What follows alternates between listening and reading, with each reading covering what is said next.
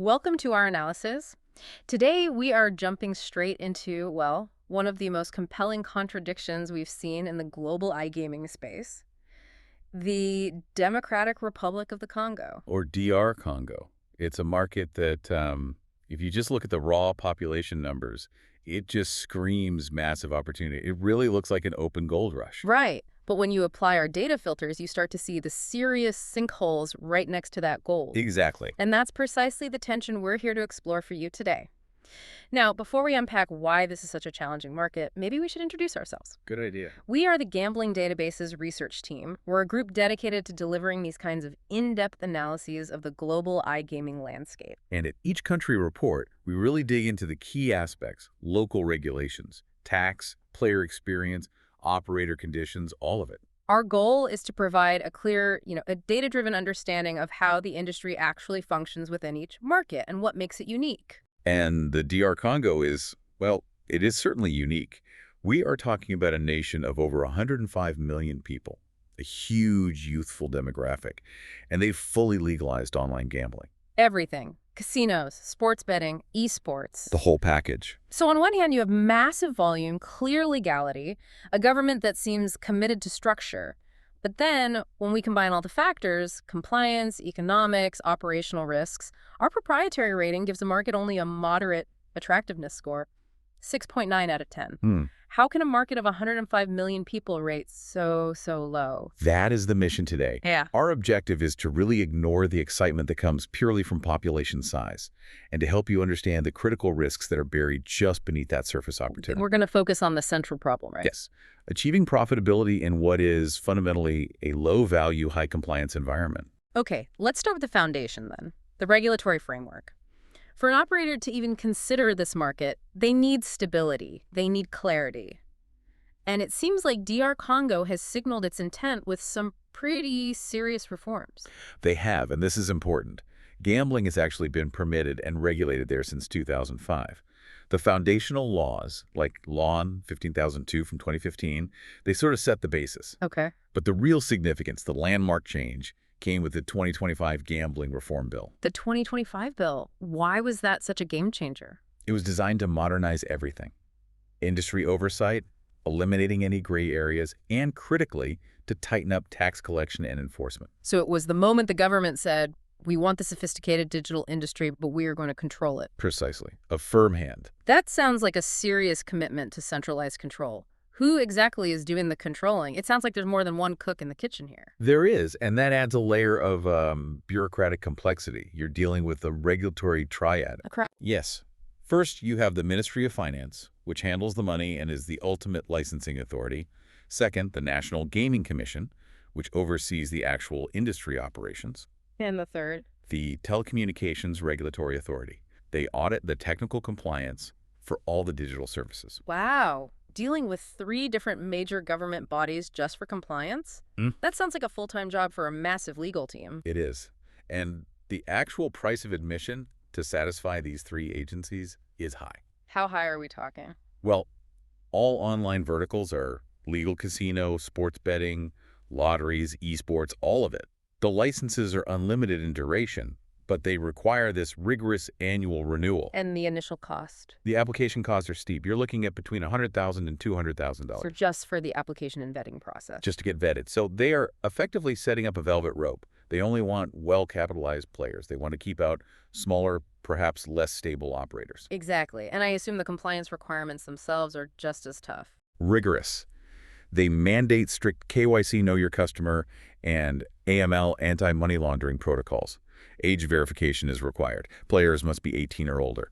And they mandate responsible gambling measures, including operator-implemented self-exclusion programs. Total transparency and accountability from day one. The government demands it. Okay, so we have a clear, rigorous, and expensive regulatory base. Now, let's pivot from the cost of compliance to the potential for revenue, which brings us to the biggest draw, that population. Right. This is where the numbers start to look overwhelmingly positive. But only until you look under the hood. The demographic situation is undeniably powerful. The DR Congo has an estimated population of about 105 million people in 2025. Huge. But the real headline is the youth factor.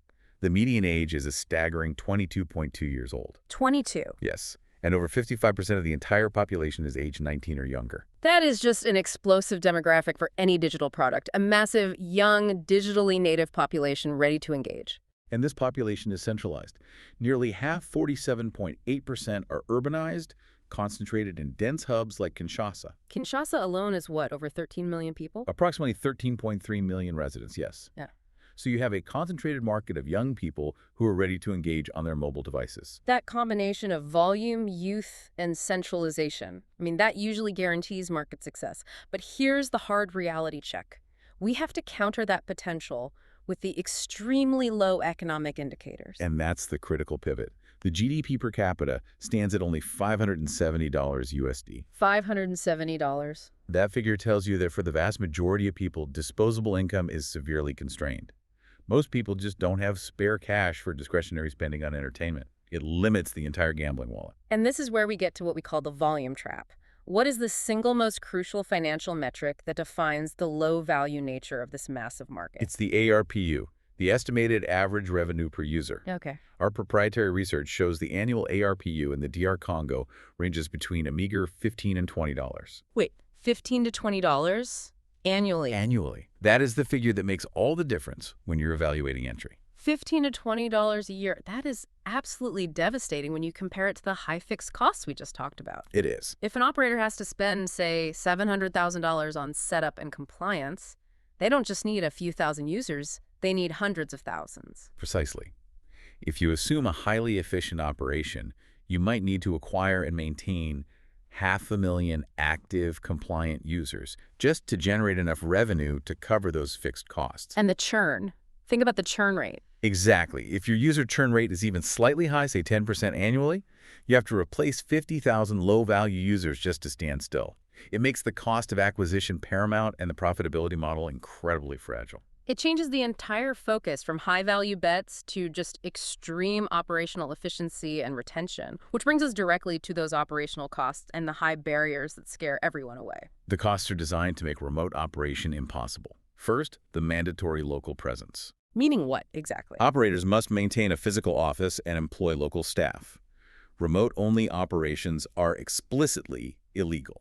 And you mentioned in the sources that this isn't just a paperwork hurdle. The risk for noncompliance is severe. What does that critical risk classification mean in practical terms? It means the government wants accountability. By mandating a local office, they ensure that corporate assets and, more importantly, the directors and local staff are within their immediate legal reach. So during any kind of dispute or enforcement action? The risk to local staff and directors goes up significantly. It's a powerful lever for the government to enforce compliance without delay. They can threaten fines, freeze assets, you name it. Okay, hold that thought on state control, because this leads into the most surprising and frankly intrusive part of the compliance requirement, the real-time monitoring system. Ah, yes. This is a massive red flag for any international operator who's concerned about data security and regulatory overreach. It's the surprise detail of the market, isn't it? It is. Operators must connect their entire betting systems to a government-run platform. It's known as the EAGT Centralized Digital Monitoring Platform. Hold on, real-time transmission, what kind of data are we talking about here? We are talking about the real-time transmission of, well, everything. Betting activity, transaction details, and potentially even player verification data. Straight to government servers. Directly to government servers. This is mandated. For the operator, it means a massive investment in technical integration and ongoing maintenance just to stay compliant with the EAGT standards. It's a huge non-negotiable burden, and it gives the government total visibility into every single transaction as it happens. Which, of course, feeds directly into their aggressive approach to tax collection. It ensures they catch every single penny. Speaking of which, let's break down that tax structure, because this combined with the low ARPU is really the nail in the coffin for profitability. The tax structure is demanding. It hits operators with multiple layers. First, the primary levy, a 20% tax on GGR gross gaming revenue. Okay, 20% off the top. Then they have to pay the standard 30% CIT or corporate income tax. So that's 50% already before you even factor in your own costs. And that's not all. Crucially, operators also have the administrative burden of withholding tax on player winnings. They are required by law to process those taxes before the player gets their payout. So if you sum all that up, the 20% GGR, the 30% CIT, the admin costs of managing player taxes in this high-volume environment, what is the effective combined tax rate on revenue? Our calculation puts the effective combined tax rate on revenue at approximately 55%. 55%. Let's put that number right next to the $15 ARPU. You have massive fixed costs, mandatory, expensive real-time government surveillance, Yeah. and the government takes over half of what's left in taxes. The reality check is severe. So what does the profitability picture actually look like? The initial investment to launch, covering everything, is estimated conservatively between $600,000 and $800,000. And the time to break even Go on. is projected to be 24 to 36 months. 2 to 3 years, minimum, just to recover some costs before you see any actual profit. So our profitability assessment holds. The market is difficult. Unless you are a major Pan-African operator who can scale to 500,000 users very quickly, the combined pressure of all these factors makes returns nearly impossible. It's a market built for specialists, people who already have the infrastructure to manage high-volume, low-margin operations across multiple territories. Right. Now, let's shift our focus to the consumer side. Who are these players, and how are they accessing these platforms, especially given the country's developing infrastructure? Well, the technology tells us everything. This is overwhelmingly a mobile-first market. Right. Internet penetration is low, only about 35%, but mobile phone penetration is huge. It exceeds 75%. That means all this online activity is happening on the smartphone, not on a desktop. And the payment challenge. That often stalls emerging markets due to low banking rates. How is that solved here? Through local ingenuity. Formal banking adoption is only about 20% for adults, so credit cards don't work for most people. So what do they use? The market is entirely reliant on mobile money transfers, specifically systems like M-Pesa and Airtel Money. These systems dominate digital transactions and provide that essential on-ramp and off-ramp for microbets. And what are they spending their $15 to $20 annual budget on? Sports betting is the undisputed leader. We estimate it engages around 30% of urban males aged 18 to 34. And their betting behavior reflects that low income. Absolutely. They prefer short, frequent sessions, often averaging just 30 to 45 minutes, with very low stakes. They're looking for fast engagement and quick results. It's the definition of a low-stake, high-frequency market. So who are the leaders that have already figured out this high-volume, low-margin logistical puzzle? The market's dominated by a few key licensed operators: Premier Bet Congo, SportPesa, and Vitica. And what's their secret? Their success comes from mastering two things: establishing a strong local brand and running what are typically retail mobile hybrid models. They use physical betting shops to onboard new users with cash and then transfer them over to the mobile platform. A hybrid model. Okay. And finally, on the consumer side, advertising. Are operators allowed to advertise freely to chase those massive user numbers? No. Advertising is also strictly regulated. It's allowed only through licensed media and digital platforms that have enforced age gates. The aim is to prevent targeting minors and vulnerable groups. So it all reinforces that overall theme of tight regulatory control we've seen everywhere. Exactly. Let's tie this all back to that initial paradox then.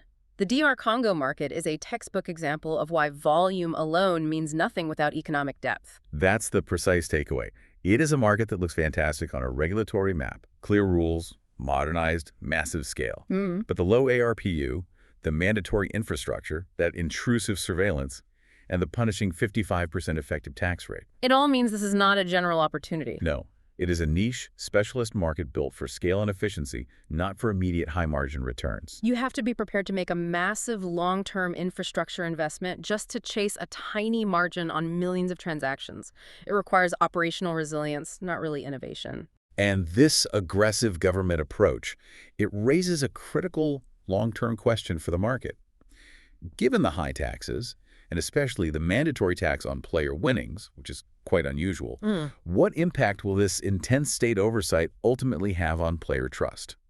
If legal winnings are taxed that heavily, where might players look for better perceived value? And how much effort will it take to stop the black market from flourishing under that kind of pressure? It's a huge strategic challenge for the future. That is a serious thought to consider as this massive market evolves. Thank you for guiding us through this challenging but ultimately fascinating financial landscape. For the full text of this and other country reports, visit our website at gamblingdatabases.com.